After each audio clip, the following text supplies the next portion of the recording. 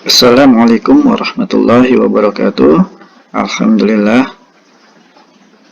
Wassalatu wassalamu ala rasulillah wa ala alihi wa sahbihi wa mawalah. Baik, kali ini kita ngebahas 13 poin riba itu berbahaya.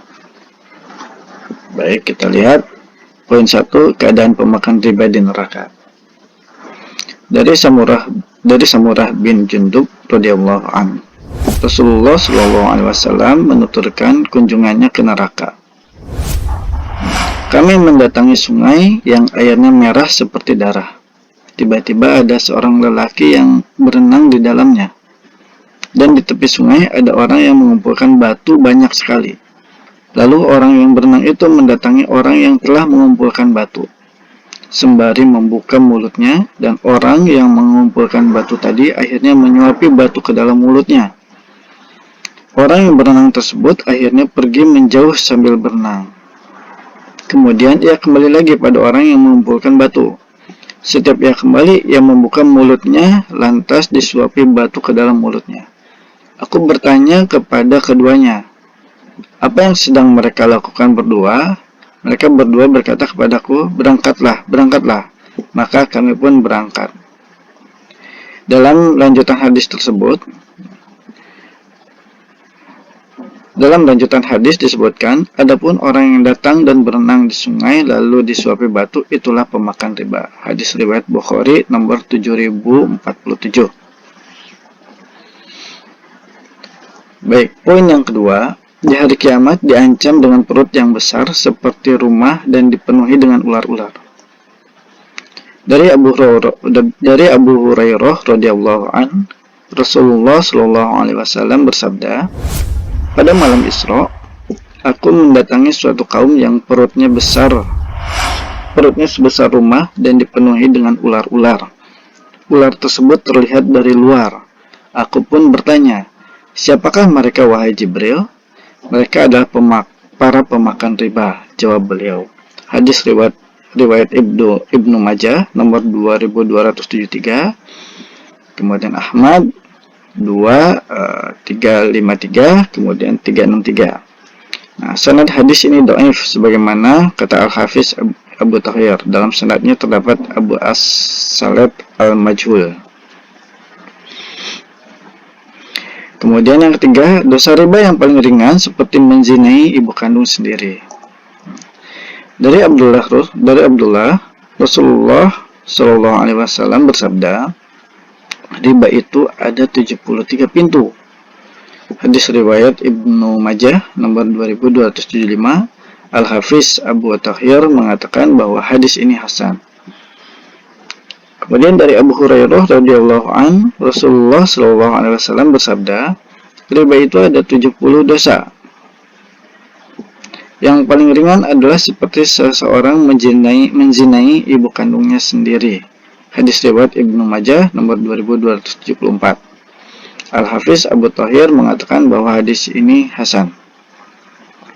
Dalam riwayat Al-Hakim disebutkan, riba itu ada 73 pintu dosa. Yang paling ringan adalah semisal dosa seseorang yang menzinai ibu kandungnya sendiri. Hadis riwayat Al-Hakim 2.237. Al-Hakim mengatakan bahwa hadis ini sesuai syarat Syaikhain, Bukhari dan Muslim. Hal ini disepakati oleh Al-Zahabi. Al-Bushiri mengatakan bahwa sanad hadis ini sahih. Demikian disebutkan dalam Tahqiq Sunan Ibnu Majah oleh Al-Hafiz Abu Tahir. Kemudian yang keempat, ayat riba merupakan golongan ayat terakhir yang turun. Dari Umar bin Khattab radhiyallahu an, ia berkata, ayat yang terakhir turun adalah ayat riba. Dan sungguh Rasulullah Shallallahu Alaihi Wasallam diwafatkan dan belum ditafsirkan pada kita. Mereka menyebutkan riba dan ribah. Hadis riwayat Ibnu Majah nomor 2276, Ahmad 1.236. Al-Hafiz Abu Tahir mengatakan bahwa sanad hadis ini dhaif karena sebab ada illah cacat di dalamnya. 5. Yang tidak makan riba bisa tetap merasakan debunya. Dari Abu Hurairah radhiyallahu an, Rasulullah Shallallahu Alaihi Wasallam bersabda, akan datang pada manusia suatu zaman tidak akan tersisa kecuali pemakan riba. Siapa yang tidak makan riba ketika itu, ia bisa memakan debunya. Hadis riwayat Ibnu Majah nomor 2278, Abu Daud nomor 3331. Al-Hafiz Abu Thahir mengatakan bahwa sanad hadis ini dhaif. Sebabnya karena ada illah, dan Al-Hasan tidak mendengar dari Abu Hurairah. Kemudian yang keenam, makan riba lebih parah dari 33 kali zina. Jeleknya riba disebutkan oleh seorang tabi'in yang bernama Ka'ab al-Ahbar, seorang mantan pendeta Yahudi yang paham akan kitab-kitab Yahudi, bahkan bisa mengetahui secara umum manakah sahih dan batil dari kitab tersebut. Lihat Syiar A'lam al-Nubala 3.2489 sampai 894. Ka'ab rahimahullah mengatakan, aku berzina sebanyak 33 kali lebih aku suka daripada memakan 1 dirham riba yang Allah tahu aku memakannya ketika aku memakan riba. Hadis riwayat Ahmad 5.2225. Syekh Shu'aib al-Arnaud mengatakan bahwa sanad hadis ini sahih. 7. Jika riba sudah merajalela, layak dapat azab. Tersebarnya riba merupakan pernyataan tidak langsung dari suatu kaum yang mereka berhak dan layak untuk mendapatkan azab dari Allah Ta'ala. Dari Ibnu Abbas radhiyallahu anhuma, Rasulullah SAW bersabda, apabila telah marak perzinahan dan praktik ribawi di suatu negeri, maka sungguh penduduk negeri tersebut telah menghalalkan diri mereka untuk diazab oleh Allah. Hadis riwayat Al-Hakim, beliau mengatakan bahwa sanad hadis ini sahih. Imam Az-Zahabi mengatakan hadis ini sahih. Syekh Al-Albani mengatakan bahwa hadis ini hasan li ghairihi, bagaimana disebut dalam Sahih At-Targhib wa Tarhib nomor 1859. Kedelapan, riba akan hilang berkah walau riba terus bertambah banyak. Dari Ibnu Mas'ud radhiyallahu an, dari Nabi SAW bersabda, riba membuat sesuatu jadi bertambah banyak, namun ujungnya riba makin membuat sedikit jumlah maupun sedikit berkahnya. Hadis riwayat Ibnu Majah nomor 2209, Al-Hakim 2.37. Al-Hafiz Abu Thahir mengatakan bahwa sanad hadis ini sahih. 9. Riba dan akal-akalannya adalah kebiasaan buruk orang Yahudi. Riba adalah kebiasaan buruk orang-orang Yahudi sebagaimana dimaksudkan dalam ayat berikut. Maka disebabkan kezaliman orang-orang Yahudi, kami haramkan atas memakan makanan yang baik-baik yang dahulunya dihalalkan bagi mereka. Dan karena mereka banyak menghalangi manusia dari jalan Allah, dan disebabkan mereka memakan riba, padahal sesungguhnya mereka telah dilarang daripadanya. Dan karena mereka memakan harta benda orang dengan jalan yang batil, kami telah menyediakan untuk orang-orang yang kafir di antara mereka itu siksa yang pedih. Quran Surat An-Nisa ayat 160 sampai 161. Ibnu Katsir mengatakan bahwa Allah telah melarang riba pada kaum Yahudi, namun mereka menerjangnya dan mereka memakan riba tersebut. Mereka pun melakukan pengelabuan untuk bisa menerjang riba. Itulah yang dilakukan mereka, memakan harta manusia dengan cara yang batil.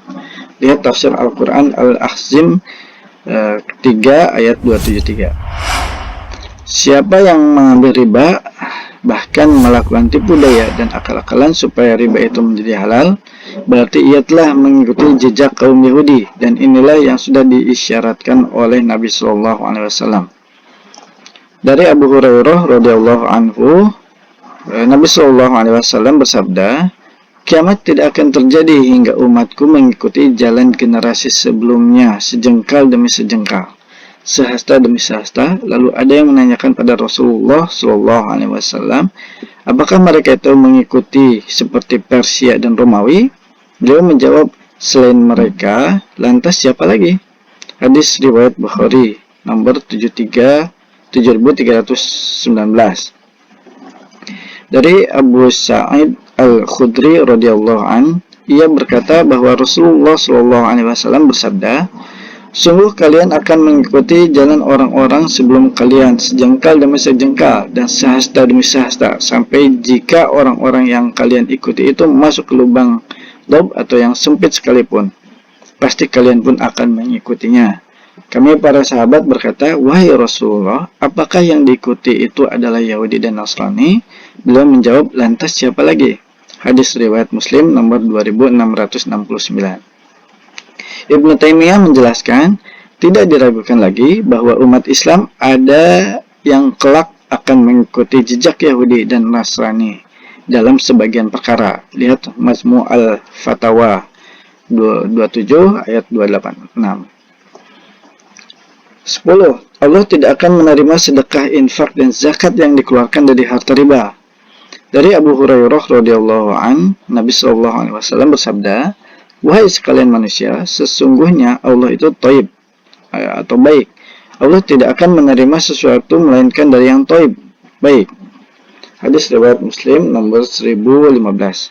Yang dimaksud dengan Allah tidak menerima selain dari yang thayyib atau baik telah disebutkan maknanya dalam hadis tentang sedekah.